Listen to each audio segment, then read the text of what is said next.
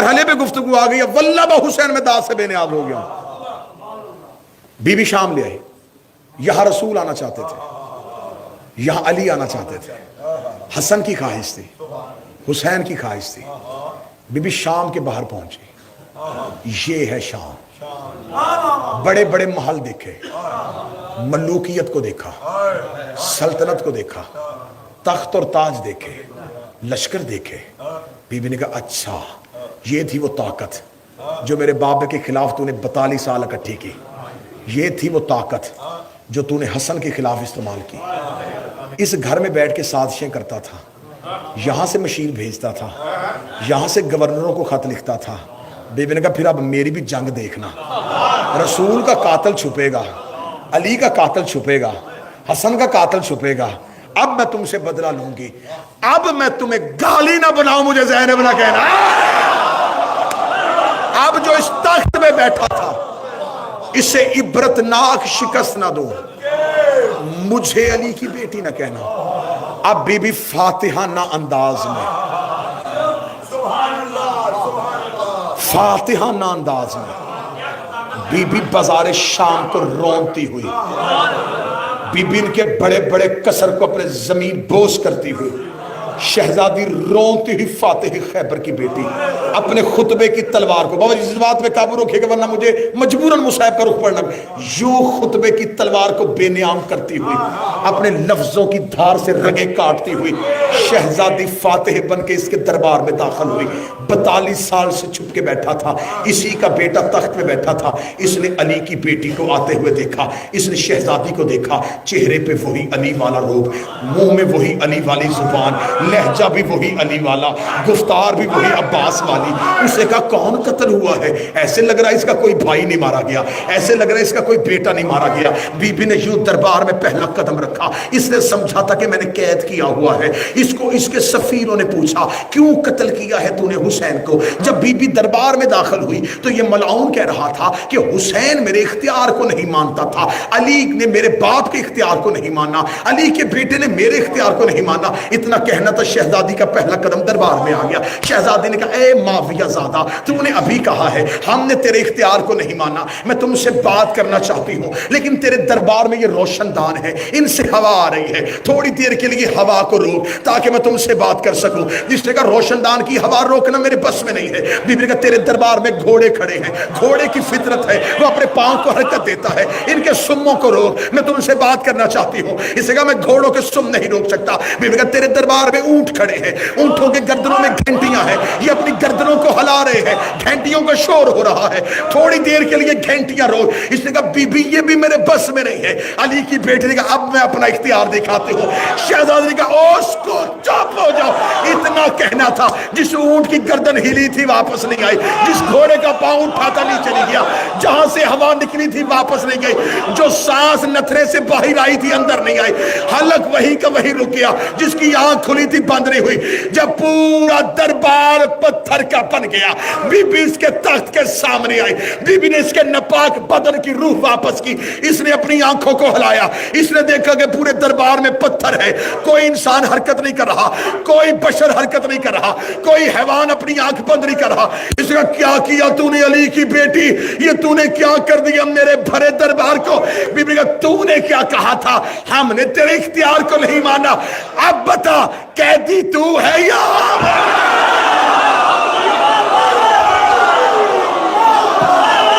قیدی تو ہے یا ہم ہے؟ اب بتا ہم نے تیرے اختیار کو نہیں مانا تھا یا تو نے ہمارے اختیار کو نہیں مانا تھا؟ ہم تو مشیت الہی کے پابند تھے.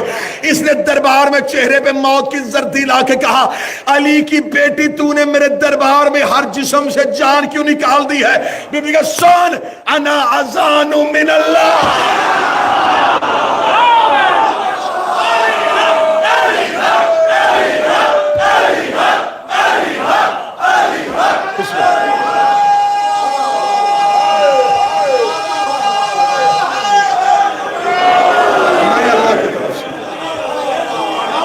بسم اللہ جی آپ مولا حسین انا اذان من اللہ ورسولہ، میں اللہ کی اذان ہوں، میں رسول کی اذان ہوں.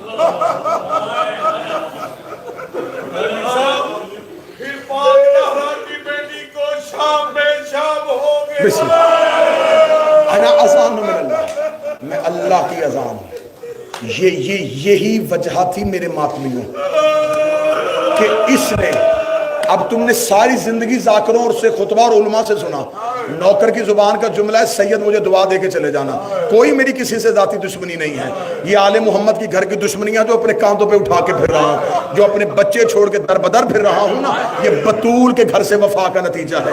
مجھے کسی سے کوئی مطلب نہیں، کوئی لینا دینا نہیں، صرف سیدوں سے دعا لینے لگا ہوں۔ یہی وجہ ہے جب بی بی نے کہا نا میں اللہ کی اذان ہوں، اس نے شام میں اذانیں دلوانی شروع کی۔ اسی لمحے دربار میں اذانوں کی آواز گونجی کہ لوگوں کو پتا چلے کہ اذان یہ نہیں، اذان یہ ہے۔ اذانیں ہو رہی تھی اور اذان الہی رسیوں میں کھڑی تھی۔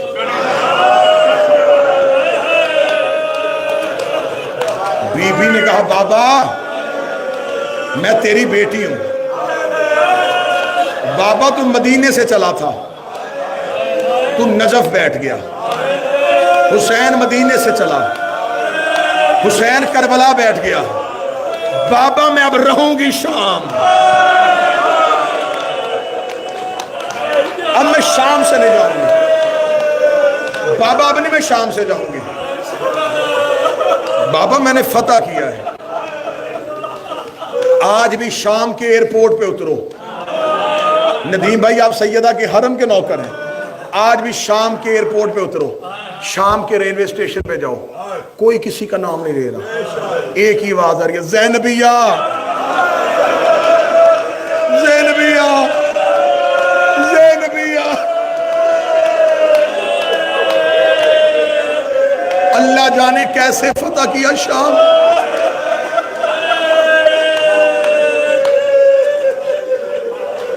یہ تھی علی کی فاتح بیٹی، یہ تھی علی کی اذان بیٹی۔ کوئی نہ کہے کہ امتحان حسین ختم، امتحان زینب شروع،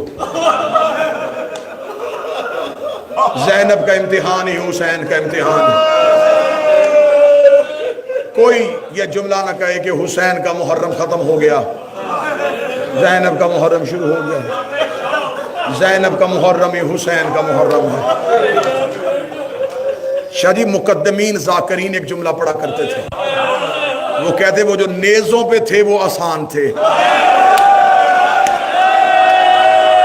جو اونٹوں پہ تھی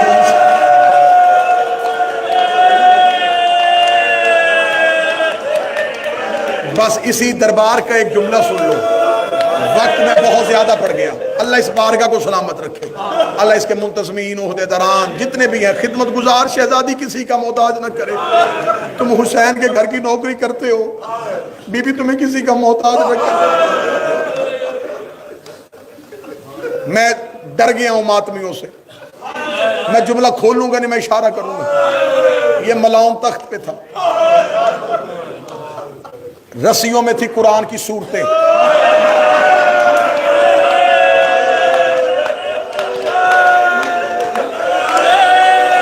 ماتمی معاف کر دینا، تنویر بھائی بابا جی جتنے ماتمی بیٹھے ہو مجھے معاف کر دینا۔ عمران بھائی جو رسی یاسین کے گلے میں تھی وہی کوثر کے گلے میں تھی۔ یاسین اپنی کمر سیدھی کرتی، کوثر کے تلوے زمین سے اڑ جاتے، رو کے کہتی اماں کمر جھکا، میرے گلے کی رسی تانگ ہو گئی۔ حوصلے کے ساتھ، حوصلے کے ساتھ۔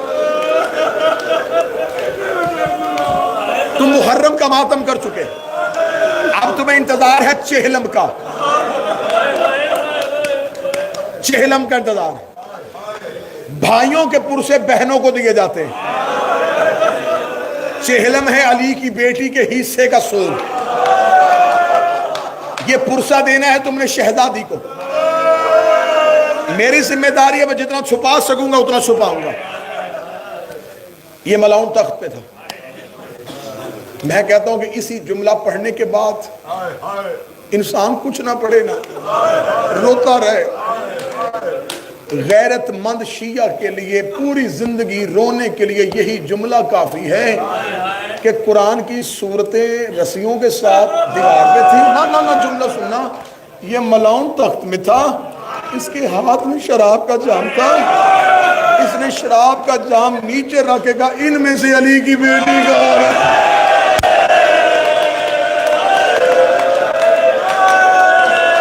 ان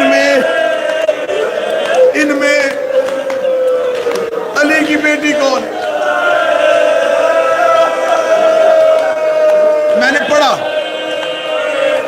میں نے پڑھ دیا نا, تم نے سن لیا. کوئی عباس کے دل سے پوچھے کہ عباس کی کیا حالت ہوئی جب اس نے کہا ان میں سے علی کی بیٹی کون ہے.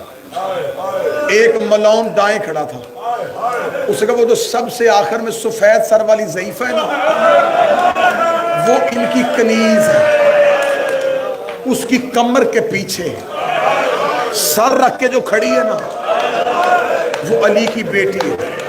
اس نے کہا یہ سفید سر والی ضعیفہ کون ہے؟ کیا لگا یہ ان کے گھر کی کنیز ہے. اس نے کہا کنیزیں پیچھے کھڑی ہوتی ہیں, یہ اپنی مالکن کی آگے کیوں کھڑی ہے؟ اس نے کہا ہم نے پورے رستے سے بڑا مارا ہے, اس نے بی بی کا پردہ نہیں چھوڑا. یہ علی کی بیٹی کے آگے سے ماتم کی تیاری کرنا تو سیدہ کے موقع, ہم نے پورے رستے بڑا ظلم کیا, اس نے علی کی بیٹی کا پردہ نہیں چھوڑا. اس نے کہا میں نہیں مانتا,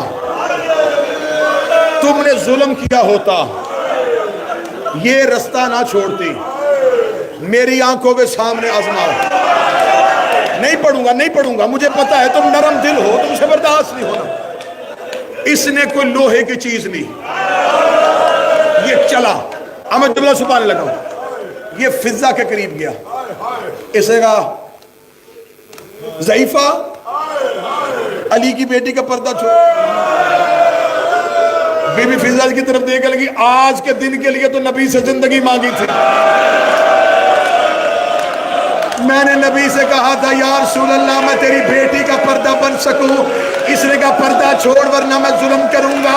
اس نے وہ لوہے کی چیز فضا کے سر پہ رکھی, فضا کے چاندی جیسے بال یاقوت کی طرح سرخ ہوئے, ادھر فضا کے بالوں پہ لہو کی لکیر آئی. علی کی بیٹی نے فضا کی کمر پہ سر مارا, بی بی رو کے دی اماں پردہ چھوڑ دے, رو کے کہہ دی یا ماں نہ کہہ, یا ماں نہ کہہ, یا پردہ چھوڑنے کا نہ کہہ. مجھے بتا آج تیری ماں ہوتی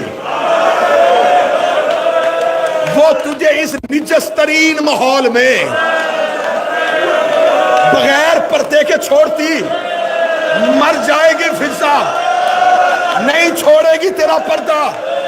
اور سید و احسان مانو فضا کے, اس نے پورے بازار شام میں اپنا پاؤں نہیں بدلا. یہ کہتی تھی میری غیرت کا وارہ نہیں کرتی, میں پاؤں اٹھاؤں کسی بے غیرت کی نظر زینب کے پاؤں پہ چلی.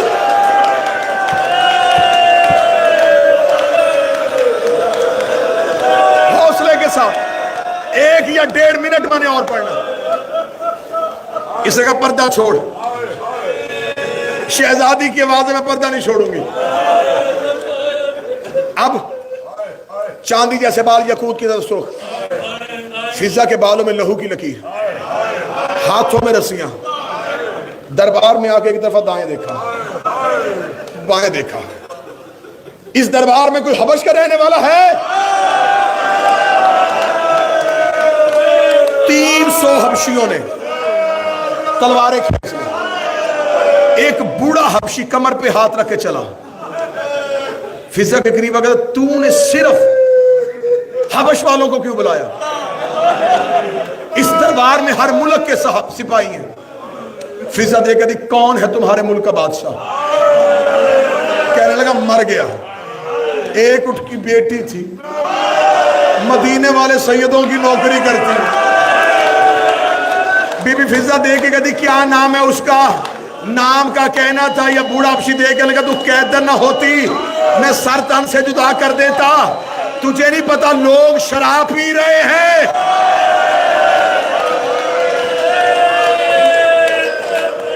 تجھے نہیں پتا لوگ شراب پی رہے ہیں، اور تو نے مجھ سے ہماری شہزادی کا نام پوچھ لیا۔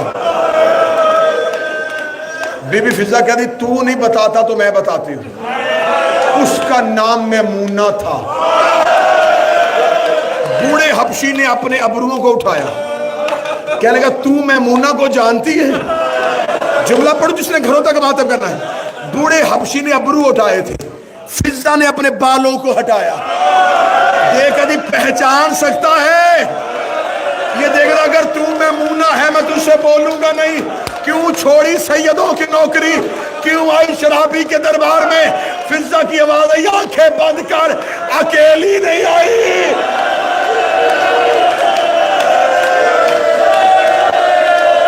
علی کی بیٹیاں میرے پیچھے کھڑی ہیں۔ سیدوں مجھے جملہ معاف کر دینا، اتنا کہنا تھا۔ بوڑھے حبشی نے اشارہ کیا، 300 حبشیوں نے تلواریں کھینچی، یزید کے تخت کو گھیرے میں لیا، لے کر اترو بغیرت تک سے نیچے۔ تو نے ہر کسی کی بیٹی کو علی کی بیٹیوں کی طرح لامارا سمجھا ہے، اتنا کہنا تھا۔ زینب کڑیوں میں تڑپ گئی، رو کے کہا عباس فضہ کے وارث آ گئے، زینب کا کوئی ماتم حسین